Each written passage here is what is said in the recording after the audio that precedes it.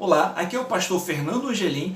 Hoje nós vamos para a nossa última aula do módulo de Introdução à Teologia Bíblica Batista Reformada. A aula de hoje será um pouco diferente. Iremos revisar brevemente o conteúdo de todo o módulo em um catecismo, para ajudar a relembrar e fixar o conteúdo que aprendemos até aqui. Para concluir, iremos destacar importantes aplicações práticas e material para aprofundamento. Vamos em frente. O que é teologia bíblica? A teologia bíblica busca compreender o enredo das Escrituras como um livro só. Gerhardus Voss a define como aquele ramo da teologia exegética que lida com o processo da autorrevelação de Deus registrada na Bíblia. E Robert Klein a define. A teologia bíblica é um modo de ler a Bíblia como uma única grande história, de um único autor divino, que culmina em Cristo Jesus e o que ele fez. Então, cada parte da Escritura é entendida em relação a ele. A teologia bíblica nos ajuda a entender a Bíblia como um grande livro, constituído de vários livros menores, que contam uma única grande história. O herói e o ponto central da história, de capa a capa, é Jesus Cristo. Segundo, qual é o modelo de teologia bíblica reformada? A estrutura apresentada em suas principais confissões de fé é a pactual. A doutrina pactual, por exemplo, foi a espinha dorsal que caracterizou a teologia reformada desde o seu início. Ela sempre esteve na essência do pensamento reformado do trato de Deus para com o homem. É possível identificar as primeiras formulações e sistematização da teologia pactual a partir do século XVI nos teólogos reformadores de Heidelberg, como Ursinos, Casparo-Levianos, os puritanos ingleses como Thomas Cartwright, Dudley Fenner. Nessa mesma época, os teólogos suíços Bullinger e Zwinglio também estudam esse conceito teológico federal. Conforme afirmou Bullinger, a relação entre Deus e a humanidade é uma relação de pacto. Terceiro, quais são as características da teologia pactual? A teologia pactual observa que os desdobramentos dos acontecimentos bíblicos se dá através das alianças que Deus fez. Segue uma hermenêutica clássica. Crê na existência de dois representantes federais, Adão e Cristo. Culmina em Cristo e compreende que a salvação é concedida com base na nova aliança. Quarto, quem são os batistas? A denominação batista tem as suas origens na Reforma, especialmente nos separatistas ingleses. Quais nomes notáveis se destacaram na história dos batistas pactuais? John Pillsbury, Henry Lawrence, Thomas Passion, John Bunyan, Nehemiah Cox, Charles Haddon Spurgeon. E é importante destacarmos que até mesmo o príncipe dos puritanos, John Owen, tinha uma interpretação muito semelhante à teologia batista pactual, ao ponto de Pascal Denot explorar o tópico John Owen ou Batista em seu livro Os Distintivos da Teologia Batista Pactual. Sexto, quais nomes notáveis dos batistas pactuais se destacam atualmente? Atualmente nomes como Jeffrey Johnson, Richard Barcellos, Samuel Henihan, James Henihan, Samuel Waldron, Thomas Nettles e Pascal Denot são alguns dos diversos nomes que têm feito parte do legado dos batistas pactuais e publicado vários livros sobre o assunto. Sétimo, como podemos resumir o enredo das Sagradas Escrituras? Nick Hork e Robert Klein resumem da seguinte maneira: Deus, o Pai, enviando seu Filho por meio do Espírito para conquistar um povo para a sua própria glória. Conforme William Ames, o Antigo e o Novo Testamentos podem ser resumidos nestas duas coisas. O Antigo promete o Cristo que viria, o Novo testifica que ele veio. Oitavo, como se desenvolve o plano salvador de Deus? Essa aliança é revelada no Evangelho primeiramente a Adão, na promessa de salvação pela descendência da mulher, e depois por etapas sucessivas, até que sua plena revelação foi completada no Novo Testamento, e é fundada naquela transação pactual eterna que houve entre o Pai e o Filho para a redenção dos eleitos. E é somente pela graça dessa aliança que todos da caída posteridade de Adão, que já foram salvos, obtiveram a vida e a bem-aventurada imortalidade. Nono, o que é um pacto? Meredith Klein definiu como um compromisso com sanções divinas entre um senhor e um servo. O que é uma promessa? John Pillsbury afirmou: sabemos que toda promessa não é uma aliança. Há uma grande diferença entre uma promessa e uma aliança. Que seja bem considerado aqui o que quer se dizer por promessa, que é o Messias enviado por Deus, ou a descendência em que as nações devem ser abençoadas. E, portanto, a promessa consiste no envio de um Salvador ou um Redentor para Israel. 11º, o que é um cabeça federal? Um cabeça federal é um indivíduo que representa um grupo. 12ª, o que é um tipo? Richard Barcelos define tipo como uma pessoa, um lugar, uma instituição ou um evento histórico designado por Deus para apontar para alguma pessoa, lugar, instituição ou evento histórico futuro. 13º, o que é um antítipo? O antítipo é a substância daquilo que foi prefigurado pelo tipo. Seria a realidade a qual o tipo apontava. 14º, no que consiste o pacto da redenção? Diz respeito ao eterno acordo feito entre as pessoas da Trindade antes da fundação do mundo para a salvação de um povo eleito. 15º, quando foi feito o pacto da redenção? O pacto da redenção foi feito na eternidade. 16º, no que consiste o pacto de obras? Diz respeito à aliança condicional feita por Deus com Adão no Éden antes da queda. 17º, o que Adão deveria fazer? Adão deveria obedecer perfeitamente à lei de Deus e não comer da árvore do conhecimento do bem e do mal. Se obedecesse, viveria e poderia comer da árvore da vida.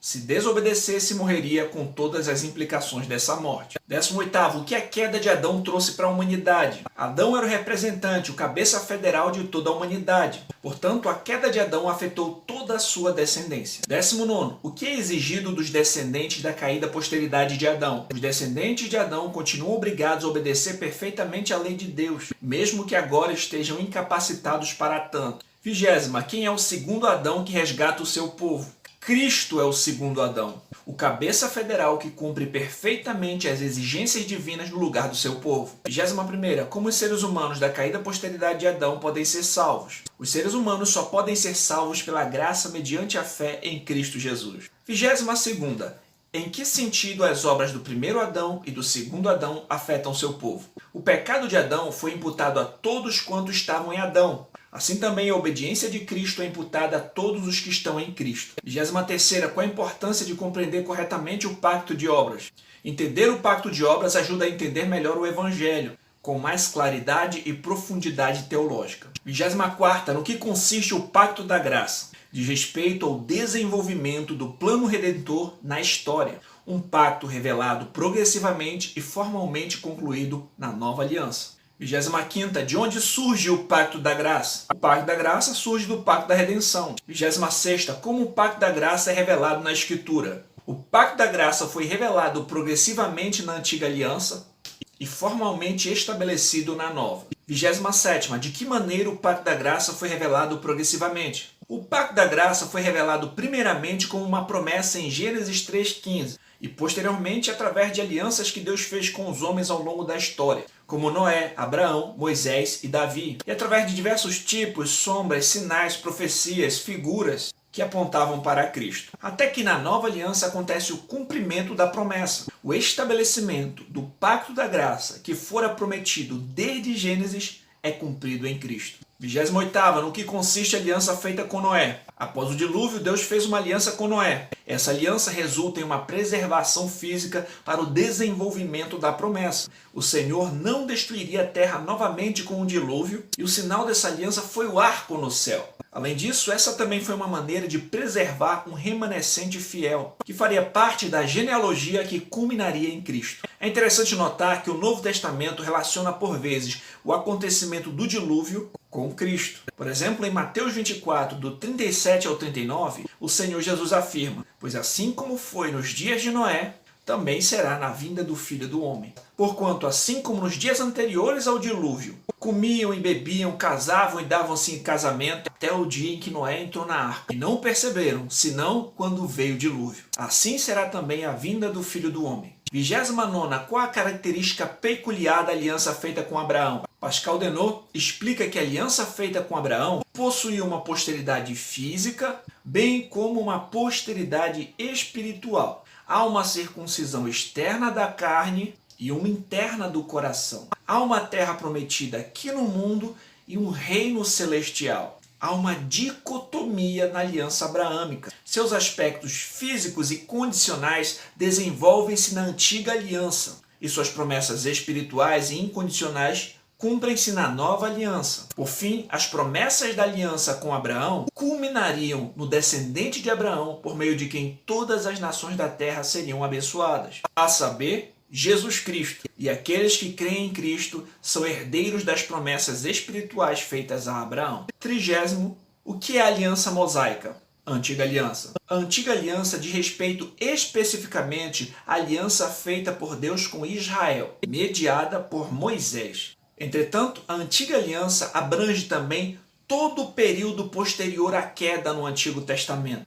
até o estabelecimento da nova aliança. 31ª, quais as características da antiga aliança? A antiga aliança é uma aliança condicional, nacional, cuja entrada é por meio da circuncisão física, sob a qual estão crentes e descrentes, e ela é temporal. A antiga aliança aponta tipologicamente para Cristo, preserva a linhagem do Messias, mostra que todos estão debaixo do pecado e aponta para um Salvador.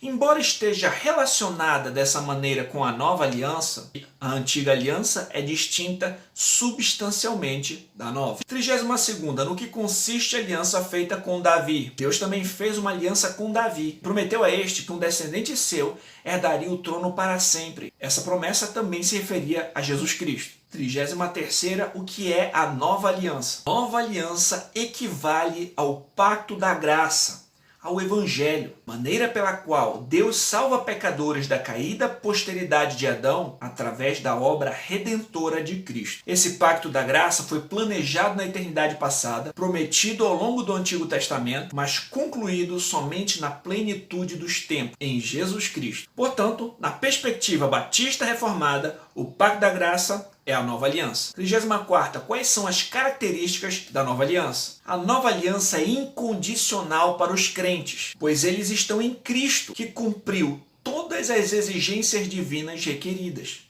A nova aliança é eterna.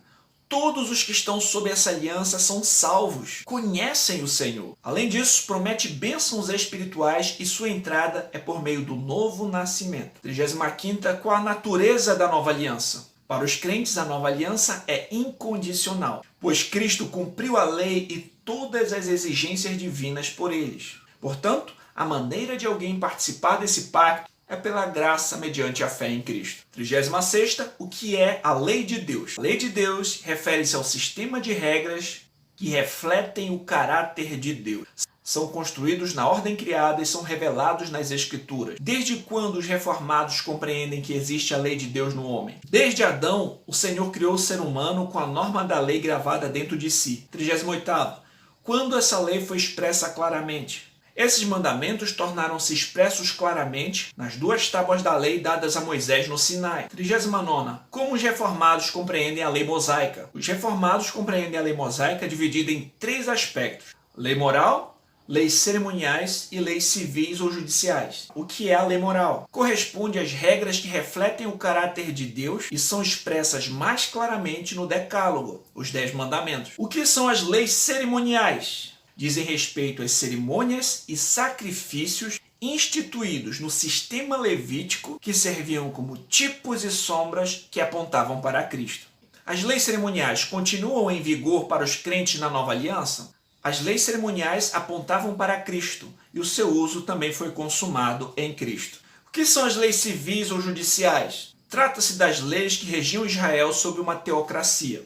As leis civis de Israel continuam em vigor para o crente na Nova Aliança? As leis civis foram dadas para a nação de Israel e expiraram com a nação daquele povo. O que a lei expõe? A lei expõe o caráter ético de Deus, demonstra a sua vontade e expõe o pecado do homem, mostra a necessidade de um Salvador. De que Cristo resgata o seu povo? Cristo resgatou seu povo da maldição da lei, fazendo-se ele próprio maldição em seu lugar. A lei moral foi revogada por Cristo. A lei moral obriga para sempre a todos, tanto pessoas justificadas como as demais, à obediência da mesma. Isso não apenas no que diz respeito à matéria nela contida, mas também no que diz respeito à autoridade de Deus, o Criador que a deu. Nem o Cristo no Evangelho de forma alguma a abroga, mas antes confirma esta obrigação. Como o cristão se relaciona com a lei? O cristão observa a lei moral na Nova Aliança, não como uma tentativa de salvar-se por meio dela, mas em gratidão e obediência a Deus, que os amou primeiro, e como uma norma de vida excelente para a sua santificação. Quais são os extremos errados sobre a lei que devemos evitar? Existem dois extremos errados aos quais devemos evitar: o antinomianismo e o legalismo. Onde as leis são expressas? Na Antiga e na Nova Aliança. Na Antiga Aliança, as leis foram gravadas em 2 tábuas de pedra. Na Nova Aliança, as leis são gravadas na mente e no coração do povo de Deus.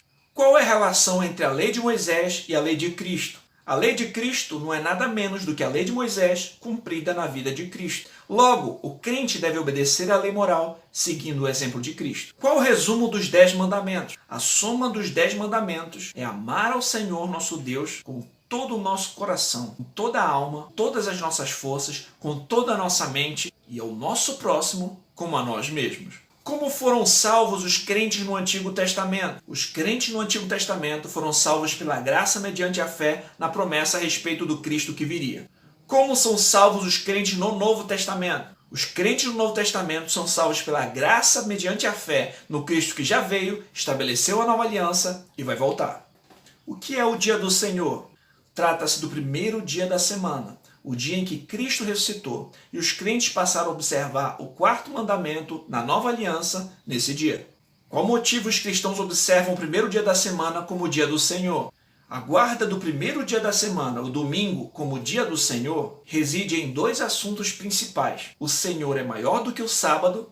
O segundo é que o Senhor ressuscitou nesse dia, como afirmam as Escrituras. O Pentecostes ocorreu nesse dia, o Senhor Jesus apareceu aos seus discípulos nesse dia. Além disso, os apóstolos reuniam-se nesse dia. Em Apocalipse, o dia do Senhor é mencionado como um dia que os cristãos já conheciam habitualmente. É notável que documentos do primeiro século da era cristã mencionam esse dia. Os mártires cristãos observaram esse dia e as grandes confissões de fé reformadas mencionam o dia do Senhor como o primeiro dia da semana. Como se deve observar o dia do Senhor? O descanso do dia do Senhor não é total inatividade, mas é descansar em Deus, enquanto você serve, adorando, ajudando ao próximo e fazendo o que Jesus fez. Obras de adoração, misericórdia e necessidade. Assim como há o mandamento de descansar um dia, há o mandamento de trabalhar 6 dias. O dia do Senhor deve ser para o crente um deleite, um antegozo do descanso eterno, e não um peso. Existem muitas diferenças entre as confissões de fé reformadas. Existem muito mais semelhanças do que diferenças entre Westminster e Londres. Antes de tudo, deve-se prevalecer a unidade como irmãos em Cristo. Entretanto, existem seus distintivos. De onde surgem as diferenças entre credobatistas e pedobatistas? A diferença entre credobatismo e pedobatismo emerge de uma compreensão diferente dos pactos divinos. O que os pedobatistas pensam sobre o pacto da graça? Os pedobatistas entendem que há um pacto da graça sob várias administrações, que a nova aliança é mais uma administração do pacto da graça. Logo, para eles não há diferença substancial entre a antiga e a nova aliança. E o que os credobatistas pensam sobre o pacto da graça? Os credobatistas entendem que o pacto da graça foi revelado em Gênesis 3,15 como uma promessa, mas estabelecido somente na nova aliança. Os credobatistas compreendem a diferença substancial entre a antiga e a nova aliança. Quem os pedobatistas entendem que estão no pacto da graça? E quem pode participar de suas ordenanças? Os pedobatistas assemelham a entrada no pacto da graça à circuncisão física, no nascimento.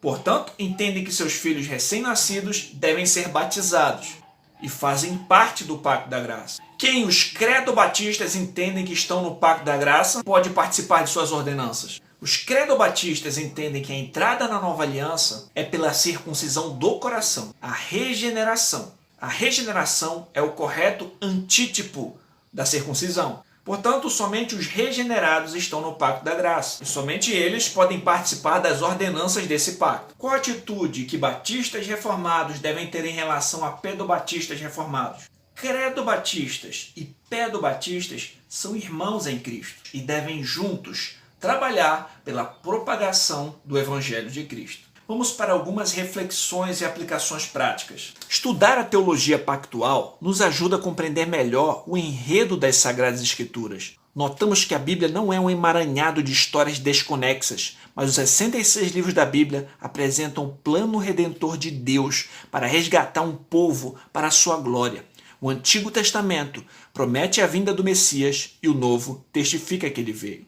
Segundo, nos ajuda a compreender a relação entre os testamentos e os aspectos de continuidade e descontinuidade. Entendemos o motivo pelo qual não observamos mais cerimônias, rituais que serviam de sombra e apontavam para Cristo. Podemos compreender corretamente a relação entre os tipos e os antítipos. Terceiro, aprendemos um pouco sobre a história dos batistas que surgem na Reforma, mais especificamente dos puritanos separatistas ingleses. E os batistas particulares eram pactuais em suas confissões de fé. Quarto, nos apresenta uma visão exaltada a respeito de Cristo como o Cordeiro que foi morto desde a fundação do mundo, que foi prometido desde Gênesis, prefigurado por toda a história, vindo na plenitude dos tempos em resgate de seu povo. Cumpriu as exigências divinas, sacrificou-se por sua igreja, ressuscitou, foi exaltado e reina até que todos os seus inimigos sejam colocados debaixo dos seus pés e irá voltar para a consumação de todas as coisas. Quinta, aprendemos que não estamos mais debaixo da maldição da lei, mas por amor a Deus buscamos obedecer à sua lei. Na nova aliança as leis são gravadas na mente e no coração do povo de Deus. E nós amamos aquele que nos amou primeiro. Portanto, o cristão tem prazer na lei do Senhor. A lei nos leva para Cristo, para a justificação, e Cristo nos leva para a lei, para a santificação. Aprendemos que o quarto mandamento, sobre trabalhar 6 dias e separar um dia em 7, para descansar de nossos labores e adorar a Deus, na nova aliança passou a ocorrer no primeiro dia da semana, o dia em que Cristo ressuscitou. Guardar o dia do Senhor não deve ser um peso para o crente, mas um santo repouso, não de inatividade, mas de dedicar-se em obras de adoração, necessidade e misericórdia. Sétimo, aprendemos que ninguém em toda a história foi salvo senão pela graça mediante a fé em Cristo. Oitavo, os batistas reformados compreenderam a diferença substancial entre a antiga e a nova alianças. Por isso, entendem que na nova aliança a entrada se dá pelo novo nascimento. Logo, os participantes dessa aliança é que devem participar das ordenanças dela. Portanto, somente crentes devem ser batizados. E nono, aprendemos que existem muito mais semelhanças do que diferenças entre as confissões reformadas. E acima das diferenças, devemos focar em nossa unidade e lutar juntos pela causa do Evangelho. E observemos alguns recursos adicionais. A Confissão de Fé Batista de 1689, um catecismo puritano compilado por Charles Spurgeon. Os distintivos da teologia pactual batista, uma comparação entre o federalismo dos batistas particulares e dos pedobatistas do século XVII, Pascal Denot. A falha fatal da teologia por trás do batismo infantil, Jeffrey Johnson. A teologia pactual de Adão a Cristo, Nehemiah Cox e John Owen. O Pacto de Obras, suas bases confessionais e bíblicas, recuperando a nossa herança confessional, livro 3. O Reino de Deus, uma expressão batista da teologia pactual, Jeffrey Johnson. Da sombra à substância, Samuel Henihan. Redescobrindo uma herança pactual, Richard Barcelos. Artigos em PDF, os 3 pactos de Deus, Pacto de Obras, Pacto da Graça, Pacto da Redenção, Pascal Denot. Reinos e Pactos, Samuel Henihan, em espanhol. Teologia Bíblica Batista Reformada Pactual, por Mika Henihan e Samuel Henihan. Um gráfico sobre Teologia Bíblica Batista Pactual, Elivando Mesquita. Teologia Batista Pactual, um resumo do enredo das Sagradas Escrituras. E aqui vão alguns sites também para você pesquisar sobre o assunto.